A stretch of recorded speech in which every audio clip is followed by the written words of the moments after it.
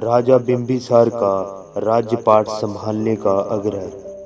कपिलवस्तु से निकलकर सिद्धार्थ गौतम राजगृह की ओर चल दिए। राजगृह मगध राज्य की राजधानी थी। उस समय वहां राजा बिंबिसार का राज्य था। पांडव पहाड़ी पर लोध वृक्षों से भरे जंगल में जहां मयूरों का स्वर गूंज रहा था, सिद्धार्थ वर्तमान लगाकर बैठ गए।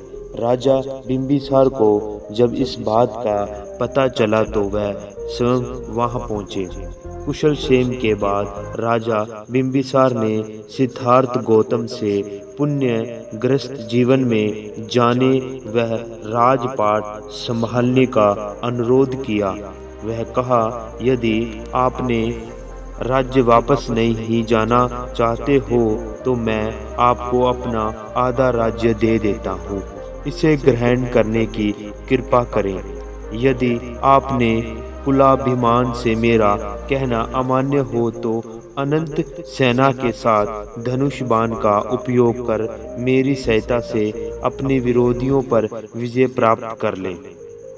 राजा बिंबिसार ने आगे कहा, पहले अर्थ की काम की प्राप्ति की कामना करें और अंत में मोक्ष की इच्छा करें। धर्म अर्थात काम और मोक्ष की प्राप्ति में ही जीवन की सफलता है।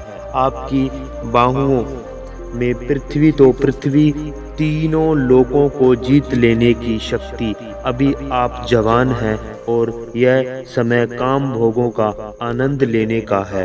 बाद में बुढ़ापा आ जाएगा और सौंदर्य को मलिन कर देगा। इस संसार में जवानी का धन और धर्म से विरोध है, क्योंकि काम सुखों को कितना सुरक्षित रखा जाए वह सुरक्षित ही नहीं जा सकते। इसलिए जब और जहाँ भी सुख भोग प्राप्त हो उनका आनंद लेना चाहिए।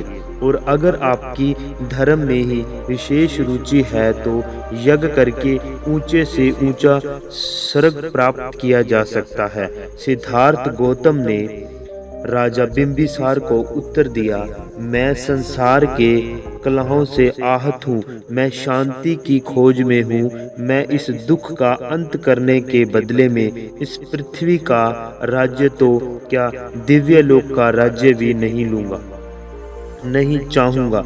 यह तो अपने का है कि धर्म अर्थात अर्थ और काम ही मनुष्य के तीन पुरुष हैं, और आपका ये भी कहना है कि मैं दुख के मार्ग पर हूँ, तो आपके तीनों पृथक अनंत और असंतोष कारक हैं। और यहाँ आपका यह कहना है कि बुढ़ापा आने तक प्रतीक्षा करनी चाहिए, क्योंकि जवानी का कोई ठिकाना नहीं।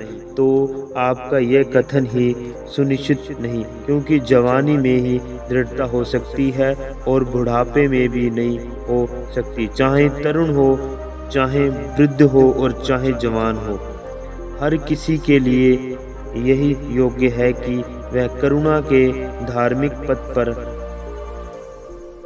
जाए।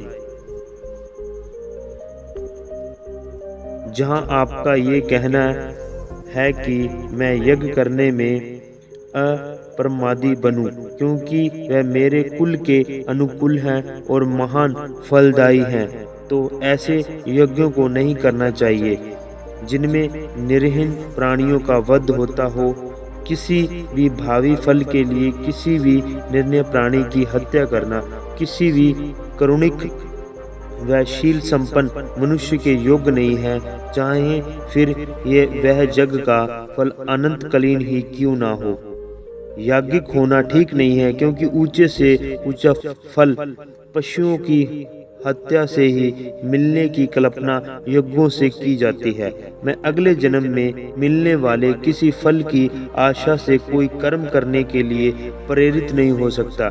हे राजन, मेरे मन को भावी जन्मों की कल्पना में सुख नहीं मिलता, क्योंकि ऐसे कर्मों की दिशा उसी अनिश्चित और अस्थिर है जैसे बादलों में घिरी वर्षा से प्रताड़ित किसी पौधे की दिशा। राजा बिंबिसार ने हाथ जोड़कर कहा, बिना किसी वाद